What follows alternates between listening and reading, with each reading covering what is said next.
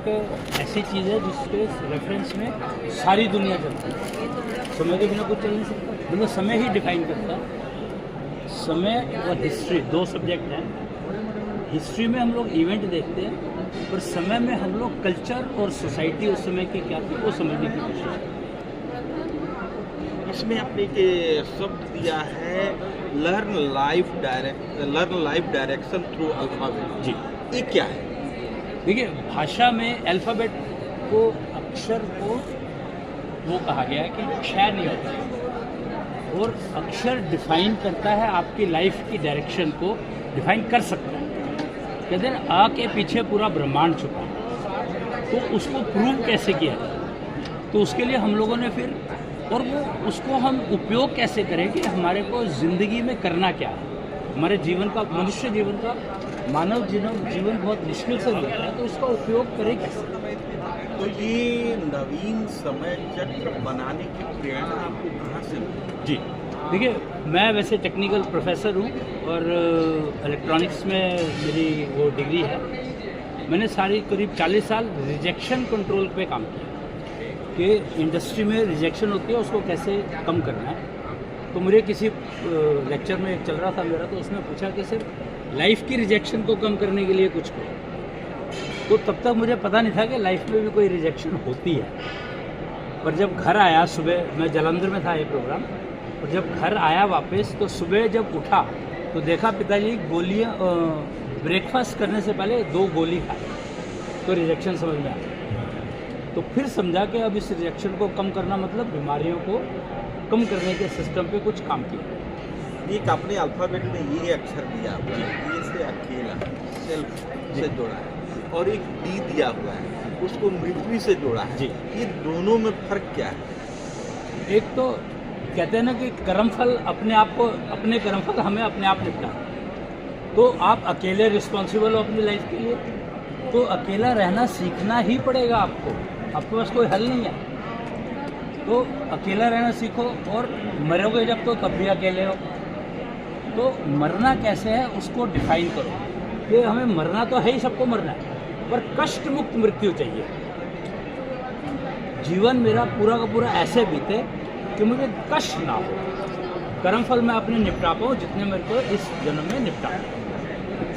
एक चीज है ये अक्षर जो कभी क्षय नहीं होता। जी, शब्द ब्रह्मा है, जी, वाक्य व्याकरण से है, जी, इसको डिफाइन आपने कैसे किया? देखिए अक्षर कहा ही है कि अक्षर कभी क्षय होता ही नहीं है, अक्षर हमेशा परमानेंट है। और शब्द का चुनाव जब आप बात करते हैं तो एक शब्द ही अपने आप में काफ़ी है, जो कुछ सब कुछ, खासकर जब हम यहाँ वर्ल्ड बुक फेयर में बैठे हैं तो पुस्तक का नाम ही अपने आप में सफिशिएंट होना चाहिए, जो सारी की सारी पुस्तक का सारांश बता। तो इसलिए शब्द ब्रह्म कहा गया, क्रिएटर। और वाक्य व्याकरण से, अब व्याकरण मैन मेड है, व्याकरण जो है देवताओं की दी हुई नहीं है, व्याकरण मैन मेड है, तो उसमें बहुत सारे वेरिएशन हैं। एक ही स्टेटमेंट को आप 10 तरह से समझ सकते हैं, तो कैसे व्याकरण यूज़ किया उसके हिसाब से आप समझोगे। तो डिस्टॉर्शन जो विकृति आई है वो व्याकरण के दुरुपयोग से आई। इसमें अपने नवीन समय चक्र में एक चीज, एक नया शब्द है आत्मज्ञान, आयु ज्ञान, जी, ज्योति ज्ञान। जी, ये 3 जो ज्ञान है इसको आपने कैसे डिफाइन किया है? इसको देखिए, मैं क्योंकि टेक्निकल आदमी हूँ तो मैंने टेक्निकल एंगल से समझा।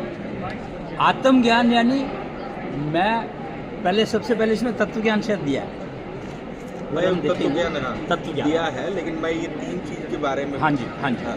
तो सबसे पहले तत्व ज्ञान का मतलब है कि मैं किन तत्वों से बना हूँ। 5 तत्वों से सब कुछ बना है, तो मैं मेरे जो तत्व हैं उनके कंपोजिशन में किस तत्व की परसेंटेज क्या है, ये गणित होना चाहिए मेरे पास, वो तत्व ज्ञान में आ गया। फिर आत्मज्ञान, आत्मज्ञान का मतलब है कि मेरा कौन सा तत्व मुझे डिस्टर्ब करता है, मेरे को कोई प्रॉब्लम आई तो वो किस तत्व के कारण है, उसका डायग्नोस्टिक, तो उससे आत्मज्ञान हो गया। और आयु ज्ञान का मतलब है कि मैं स्वस्थ कैसे रहूँगा, उस तत्व को, जो मेरा तत्व ऐसा है जो डिस्टर्ब हो गया, उसको वापस कैसे रिकवर करना। ये तीनों जो एक चीज मैं आपको बता, ये तीनों जो शब्द हैं जी। साहित्य में अधिक प्रयोग होते हैं। आपने जो साहित्य में इन तीनों शब्दों का अधिक प्रयोग हुआ है उसको साइंस से जोड़ा है, टेक्निकल से, टेक्नोलॉजी से। टेक्नोलॉजी साइंस से जो साइंस और जी, जी, टेक्नोलॉजी जी, से जी, जोड़ा है, वो जी, तकनीक से जी, जोड़ा जी। है। लेकिन आप इसको जब साहित्य से जोड़ना तब आप पे इस पे क्या विचार होंगे आपके? देखिए, तत्व ज्ञान क्या है? तत्व ज्ञान का मतलब है कि जिस चीज़ को हम लोगों ने उसको हमने बहुत सारे वाक्य बना करके और उसको समझने की कोशिश की, और वो किस तत्व पर आधारित है। पहले तत्व को पकड़ा, फिर उसको एक्सप्लेन किया। तो वो ऐसे ही तीनों के तीन क्या 5 हैं यहाँ पर एक्चुअली दिए हुए।